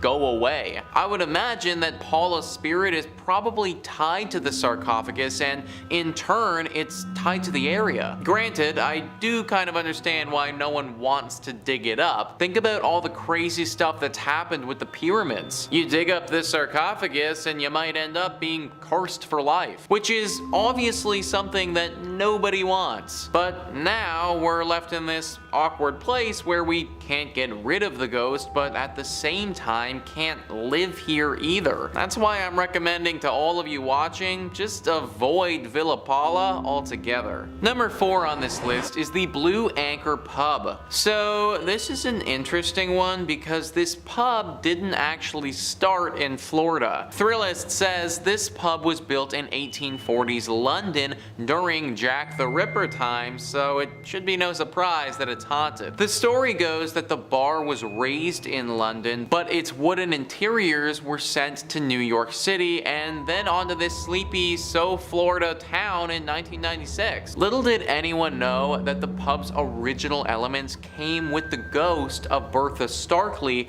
a cheating wife who was murdered by her husband. Today, she can be heard rattling pots, knocking things over, and wailing in the middle of the night at the Blue Anchor. Every night around 10 p.m., the time that she was murdered, Bertha likes to remind everyone she's still here, so the current owners ring the ship's bell to scare her away. So, first thing, I've never actually heard of that before, where they take a building from one continent and then just decide to move it over to another continent. This bar must look pretty cool on the inside to go to all that trouble though. Obviously this was a bit of a mistake and everyone would have been better served if we relocated this thing straight to the dump. Bertha doesn't care if it's in London or America or anywhere. As long as the structure of this pub is still intact, her ghost will still be floating around, which makes it very hard to enjoy a night out at this place. Like imagine drowning several pints, going to take a piss, and then getting ambushed by some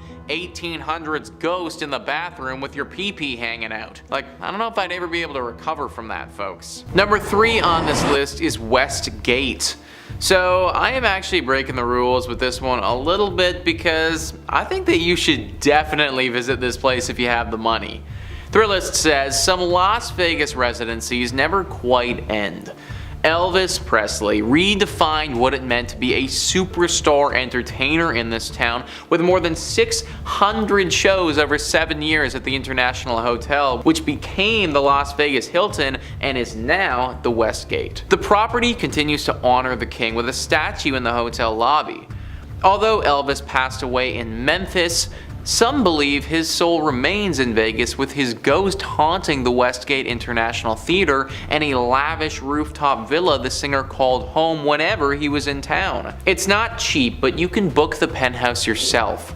Just call the desk and ask for the Elvis suite. I don't care how creepy it may be or how scary he would look, but if there is an opportunity to see the ghost of Elvis, then that is absolutely something that I definitely want to cash in on. Imagine you pull up to your hotel room after a night of drinking and then you get to have a late night conversation with one of the greatest rock stars of all time ever. I don't think that Elvis would be the type of dude to hurt you or anything like that, even in ghost form. So as long as it's safe to do so, count me the heck in, dude. I want to go to Vegas and party with the ghost of Elvis. Number 2 on this list is Las Vegas Academy of the Arts. As somebody who graduated university for acting, and art school being haunted is just a tad bit triggering. Thrillist says the Las Vegas Academy of the Arts is a magnet school that specializes in music, theater, and other fine arts. Yet its legacy dates back to 1931 when it was known simply as Las Vegas High School, the first official high school in Las Vegas. The site has seen its share of renovations over the years, although 2 of its 3 original buildings remain on campus with their sturdy brick exteriors still in place. Generations of students have swapped stories about Mr. Petrie, a ghost that roams the hallways and haunts the school's theater. Some claim to hear strange noises or feel a chill, especially when rehearsals carry over to evening hours. So, who is Mr. Petrie? Some believe he was a former teacher. Others claim he owned a home that previously stood on the site of the school and burned down in a mysterious fire. Nobody knows for sure. All everyone does know is that Mr. Petrie is a menace. Let me tell you folks, acting is hard enough as it is without some creepy ghost causing problems for you mid-monologue. And apparently he likes to do that all the time. Many shows and performances have been ruined by Mr. Petrie. And the worst part about it is that he will only show himself to one person at a time sometimes. So the lead actor will be out there doing Hamlet and then all of a sudden see a ghost in front of him causing problems. The actor will naturally freak out and lose their mind, but no one else will see the ghost. They'll just see the actor on stage losing it. Which kind of makes the actor look like a bumbling idiot, but really they're getting attacked by some ghost. Try a different art school if you're looking for an artistic education. Number 1 on this list is Bally's. If Trivago or any other site like that tries to recommend you stay at Bally's, don't fall for it, guys. Thrillist says the worst fire in Nevada history tore through the old MGM Grand Hotel on November 21st, 1980. The blaze killed 87 people, mostly due to smoke inhalation, while helicopters rescued survivors from the roof. The property was eventually sold and renamed Bally's, while a new version of the MGM Grand reopened a few blocks south on the Strip. The tower engulfed in the fire is still part of the hotel, and guests sometimes claim to see unusual shadows in hallways, hear strange noises, and notice furniture that mysteriously moves in the rooms, especially on higher floors that saw the worst of the flames. Many believe the strange activity is caused by the spirits of those who didn't survive the tragedy. 87 people dying in a tragedy like that is always going to leave something terrible behind, and that's what we have here. 87 spirits are now restlessly floating around in purgatory at this place.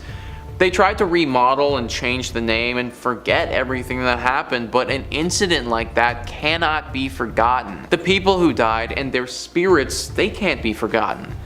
They're still there to this day, haunting the place and trying to seek help. Many of the reports haven't talked about these ghosts being evil, but just being misunderstood and trying to get out of this place. They didn't ask to die in a fire, and they also didn't ask to be left in this purgatory place forever. I would imagine that they want to move on, they just don't know how to get free of this. Hopefully someone can figure out a way to save these souls and let them pass on for good. Number 5 on this list is the Carolina Inn. This inn has actually been voted one of the most haunted in America by a few different lists.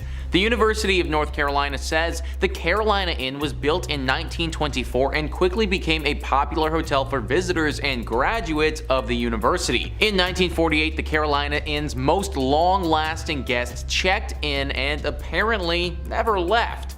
Dr. William Jacox was a fun-loving man with a witty sense of humor, had recently retired from practicing medicine, and decided to make the Carolina Inn his final home. He lived in room 252 for 17 years before his death in 1965. As shared by the Carolina Inn, guests that have stayed in Jacox's old room report being inexplicably locked out of the suite. One time, the lock was so stubborn that a workman had to use a ladder to break into the room. Visitors have also noticed strange occurrences such as messy bath mats and previously closed curtains being pulled wide open. Some have encountered the smell of freshly cut flowers despite none being in the room, and felt their bodies become strangely cold for no apparent reason. This is only part of the stuff that goes down at this room as well, guys. Some people have reported seeing a poorly dressed man approach them looking for an unlocked door, and then if they show it to him, he runs away screaming. It's thought that this is the ghost of Dr. William Jacox. I don't know why unlocked doors scare this dude so much, but anyone who's gonna spend 17 years in this hotel is probably a bit of a weird dude.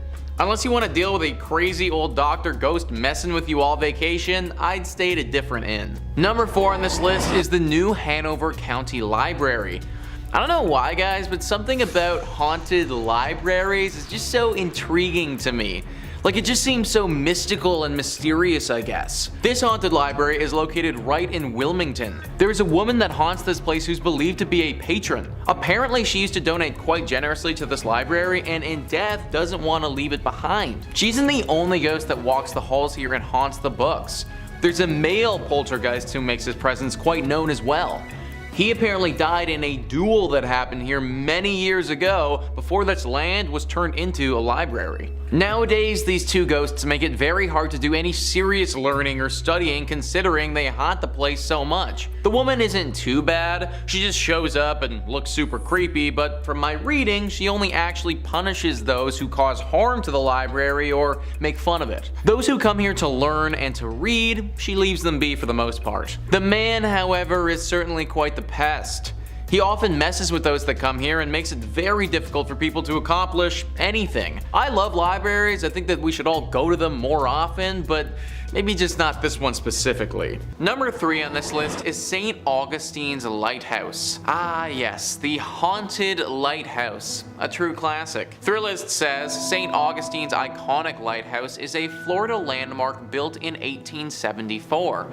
But climb up its 219 steps, and it's not just the views that will take your breath away. First, there's the ghost of Joseph Andrew, the original lighthouse keeper who fell to his death while painting the 165-foot tower. Then there are the Pity's two daughters who were playing with a building cart when it broke loose and slid into the nearby bay, drowning them both. While the girls giggle and run up and down the lighthouse steps, Joseph has been reported smoking cigars at the top of the lighthouse, keeping watch over his forever home. You know guys, if I had to be a ghost, then being Joseph wouldn't be the worst. I get to look out at the pretty scenery at the top of my lighthouse where hardly anyone bothers me, and I get to smoke cigars all day. Like, obviously I wouldn't want to be a ghost, but if I had to be, then this wouldn't be that bad. Either way, I'm not a ghost now. I am very much a human being, and if I want to stay a human being, then I recommend avoiding this place. It can obviously be very jarring to see two little ghost girls running around,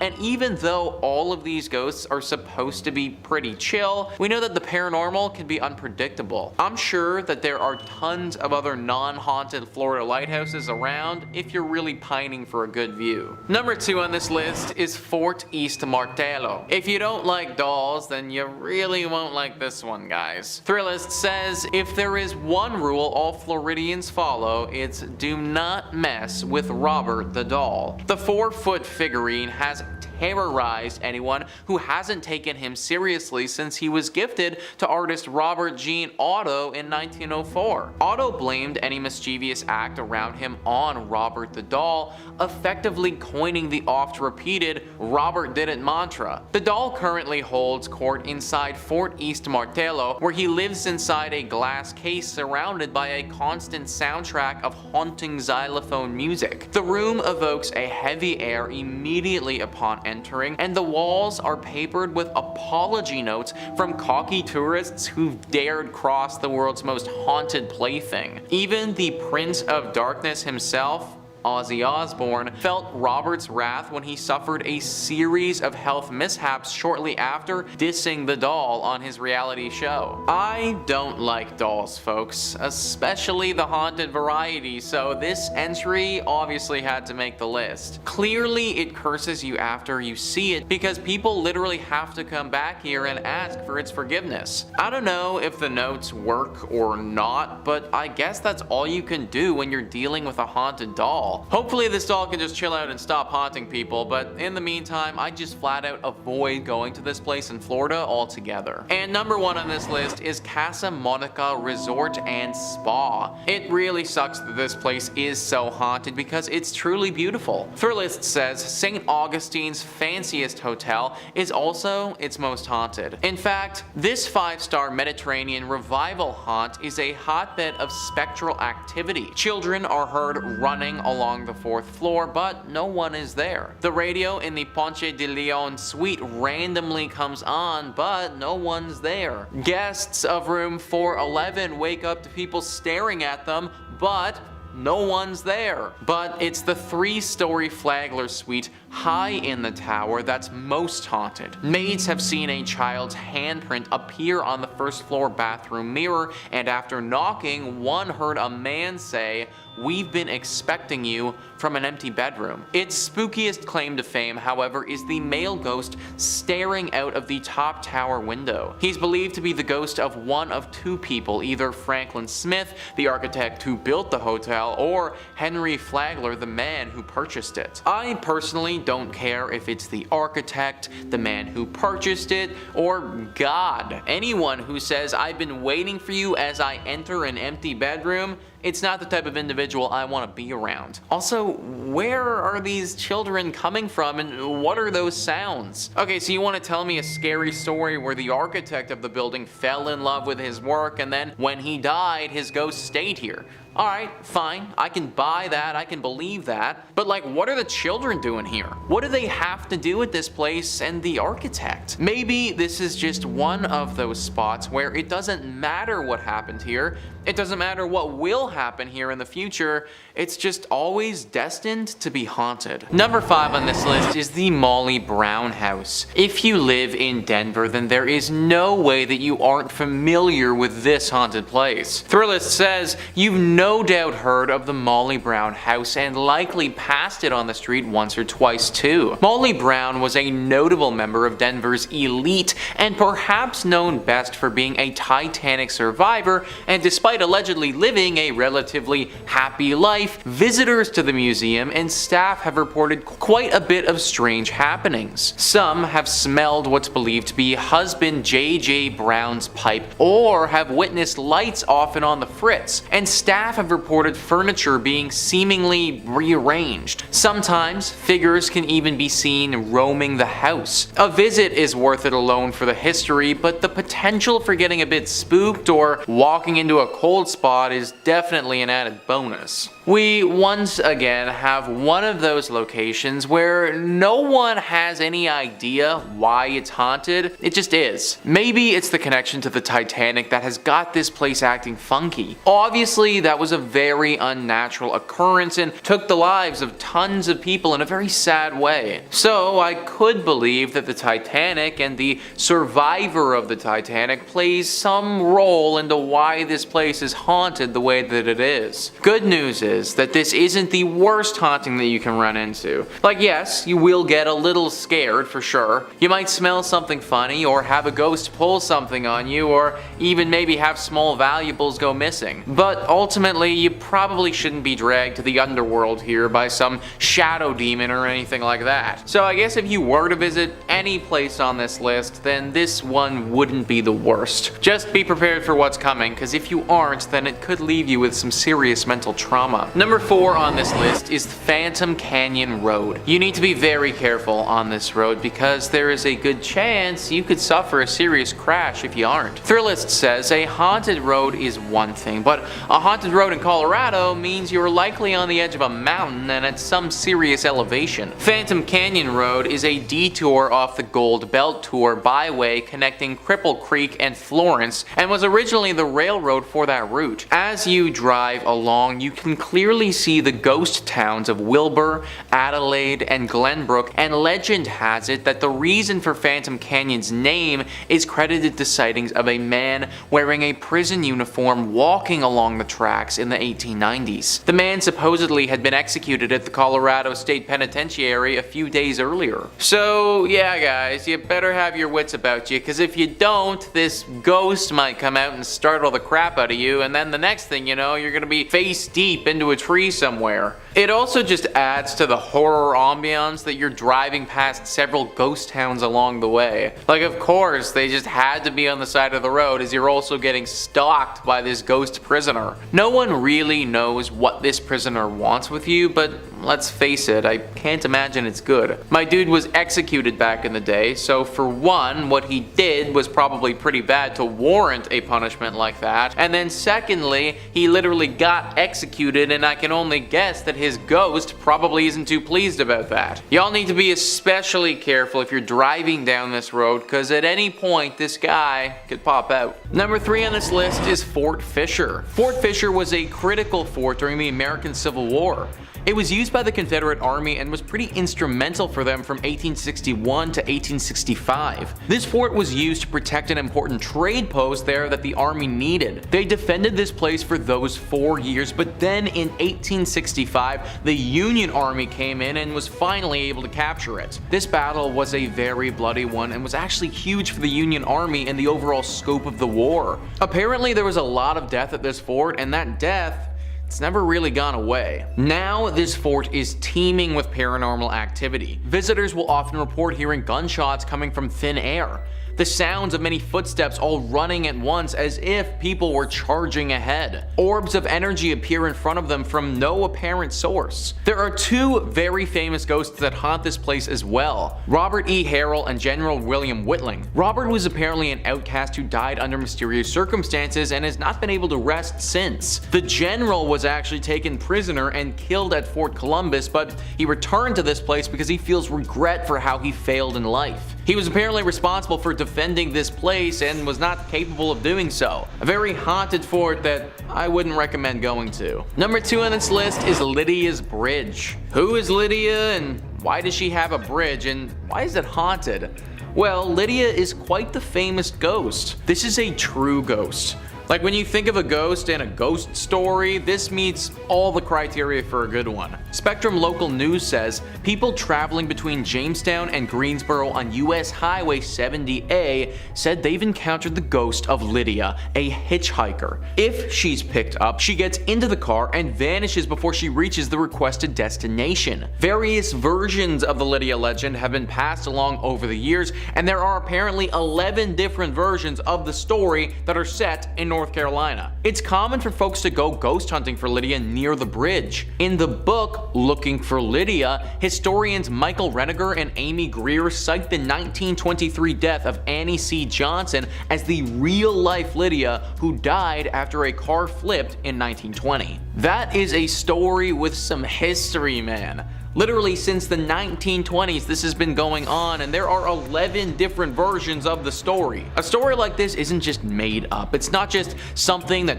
one person posted on Creepypasta that became a thing. No, this has been part of the identity of North Carolina for a century. Countless people have picked up this woman and then had her disappear right before their very eyes. Car accidents have happened from people driving this woman and then getting so shocked that they spin off the road when she disappears. Lydia, or Annie, is a real ghost who stalks drivers along this road and especially this bridge. Although she isn't inherently evil in nature, as I said before, accidents have happened when people realize they were just driving a ghost around. I have no idea where Lydia is trying to get to, but trust me, you probably don't want to be the person to take her there. And finally, number 1 on this list is the Devil's Tramping Grounds. This is in reference to a very strange patch of soil in North Carolina. For decades, this circle of dirt has allowed nothing to grow on it at all, whilst the area surrounding it is home to luscious wildlife. The Sun Journal says regional legend maintains that Satan frequents the area on his nightly walks, pacing the circle as he contemplates his nefarious deeds. Normal vegetation surrounds the circle, but only a wiry grass grows inside it, and no plant life of any kind can be found on the path itself. Visitors have also claimed to see red glowing eyes in the circle. Now, there could be any number of reasons for why nothing is growing on this patch of dirt. Simply because an area of land cannot grow wildlife doesn't automatically mean the devil himself has anything to do with it. But throw in the fact that there are 2 red glowing eyes there, plus a few other creepy occurrences, and we might just have something demonic afoot. Locals have reported putting objects in the center of the circle, then coming back a little while later and having those same items moved outside the circle, as if someone or something did this deliberately. The thinking is that this circle is a place used by the devil to dance or to perform rituals that we don't understand. Having things inside his circle of death doesn't make for a great dancing spot or sacrificial zone, so those things need to get moved. That's why we see the red eyes in the night, and there's an overwhelming sensation of dread in the area. It's the devil doing his devilish things. A daring reporter actually decided to test this theory one evening and slept in the exact spot in a tent. He said that the entire evening he heard the distinct sounds of dancing footprints outside his tent, but couldn't spot anything when he looked out. My dude literally could have been like 1 foot away from the actual devil. No idea how he managed to make it through the entire night, but honestly, solid respect. Either way, this guy's story is an exception, not the norm. I'd avoid this place at all costs, cause if you don't, the devil might actually make you pay for it. Coming in at number 5, we have Hotel Park Central. Located on Central Avenue in Albuquerque, you'll find Hotel Park Central. The original building was constructed in 1924 and served as a hospital. It was then purchased in the 1980s and transformed into a mental health hospital. However, in 2010, a major renovation occurred with a $21 million investment, and it became the luxury hotel that we know today. The hauntings in this building date back to the time it served as a hospital. Patients would report seeing apparitions, hearing voices, seeing objects move, and feeling the presence of other beings when nobody was there. As well, when it was a mental hospital, it was known by patients and workers that on the top floor on the right wing, there is a ghost of a woman that likes to watch people in the hallways. Patients also reported having their bedsheets pulled off them in the middle of the night. Patients were not the only ones to experience things that couldn't be explained though. Staff of the hospital did too. They would often have the sensation of being watched, as well as hearing something whisper in their ear, the movement of objects, and a general sense of heaviness throughout the buildings. Today, many guests at the hotel report similar paranormal experiences, as many guests report feeling watched in the presence of unseen beings. They have also reported hearing voices and shuffling in the stairwells. Several guests have also seen a female apparition on the third floor wing. A group of paranormal investigators were brought onto the scene of the hotel. The investigators were 3 team members who all experienced unexplained voices and whispering while close to the hotel. They also reported distinct coolness near their bodies and a sense of being watched. After reviewing their evidence, some of these experiences were captured on digital voice recorders. They also carried out the flashlight technique, an attempt at communication with the spirit that involves the answering of questions through the turning on and off of the flashlight. This was a success, with several responses captured on video. In at number 4, we have the St. James Hotel. Built in 1972 by Henry Lambert, the St. James Hotel was established. Found in Cimarron, New Mexico, the hotel is known to be one of the most haunted places in America. The St. James Hotel is said to remain host to several restless spirits. Both the owners and the hotel guests will tell you that many unexplained events haunt it. Several psychics have visited the hotel and specifically identified 3 spirits and many others who passed through to relive their experiences. The hotel's second floor is the most active, with stories of cold spots and the smell of cigar smoke lingering in the halls. A prior manager commented about the spirits that linger in the hotel and said, "You never see them, but you do feel and hear them." Another report from a former owner states that she walked into the dining room and saw a pleasant-looking cowboy standing behind her in the mirror on the front of the bar. The spiritual activity of the hotel has been featured on the popular television show Unsolved Mysteries and A Current Affair. Room 18 at the hotel is kept locked because it houses the ghost of an ill-tempered Thomas James Wright, who lost his life at his door just after winning the rights to the hotel in a poker game. Having been injured from behind, Wright continued into the room and slowly met the end of his life. Because of the tragic accident that happened in room 18, it is known as one of the scariest and most haunted rooms. This can be seen with one former owner who said she was pushed down while in the room, and on another occasion saw a ball of angry orange light floating in the upper corner. The staff considers the room to be the most haunted, and people are rarely allowed to enter this room, much less sleep in it. Rumors abound that when the room was rented, several mysterious deaths occurred there. Other unknown entities are also said to roam the hotel, creating a host of paranormal activities. Staff report that items constantly fall off walls and shelves, and electrical equipment at the front desk behaves unpredictably. Others have reported cold spots throughout the historic inn, lights that seemingly turn on by themselves, feelings of being watched by unseen eyes, and cameras that cease to work inside the hotel, strangely returning to normal after leaving St. James. Number 3 on this list is Central City Masonic Cemetery. Of course we had to have a cemetery on this list. No haunted place list would be complete without at least one of them. Thrillist says, founded as a mining town in the late 1800s, Central City is now known as a destination for those looking to head to the hills for a gambling fix in the casinos that now dot the area. But one thing hasn't changed. The woman in black who twice a year appears in this hilltop cemetery above the town. Known as the Columbine Lady, she comes to visit the grave of John Cameron, a prominent former resident of Central City who died in 1884. Some believe she is his fiancée, appearing to leave flowers for her lost love on November 1st, the anniversary of Cameron's death, and April 5th, a date for which the significance remains a mystery, much like the woman herself. This place is safe to go to if, of course, you do not go during these times. She's been coming for a long time, and anyone who tried to interfere with her has had to pay the price. Now, people kind of suspect that she was in a relationship with John Cameron, but there's also another theory. Many people think that John actually wronged her in his life, and that this woman in black comes twice a year to double check that John is still dead and hasn't come back to life by some means. Pretty scary tale for sure, one that you probably don't want to get involved with. Number 2 on this list is the Broadmoor. Located in Colorado Springs, this hotel would be freaking awesome if it wasn't so haunted. Thrillist says this sprawling 5-star hotel has a lot to offer for anyone seeking a relaxing and indulgent getaway. But along with the golf course, spa, and nearby zoo, there's one feature you won't find in any brochure. Staff and guests alike have reported the presence of a woman,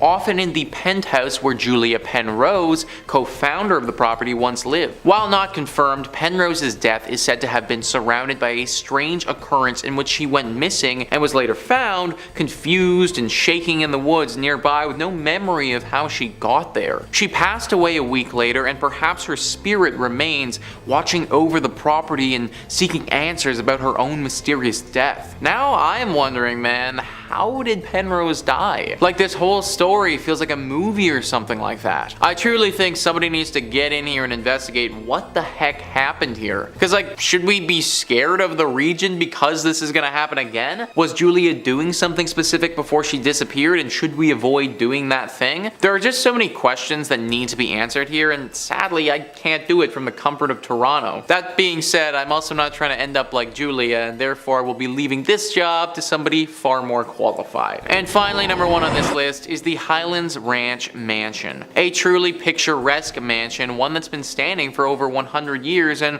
one that's home to a ghostly spirit. Thrillist says this sprawling stone mansion, built in 1891, is often rented for weddings and events due to its impressive structural beauty and picturesque prairie views. But it's also a historic property and somewhat of a museum of the times, with a bit of paranormal activity sprinkled in. The ghost of Julia Kistler, daughter of F. Kistler, who bought the property in 1926, is said to haunt the home, with visitors and staff alike reporting hearing a woman's sobs, seeing a silhouette figure moving about when the mansion was otherwise vacant, and lights sporadically turning on and off. I don't know about you guys, but during my wedding ceremony, I want to hear beautiful sounding music, not the sobs of some ghost woman thing. Apparently she's crying all the time, and this woman's emotions are not something to play with. There's a story where once several children were playing around here. There was a wedding ceremony scheduled here for later that day, and the children were off doing what kids do before the proceedings got underway. They ran into this ghost crying, and then they started to make fun of her. They were rude and definitely unkind, but they also didn't deserve what she did next. It's said that in a fit of rage, she flew inside their bodies and possessed each and every one of them for a short time,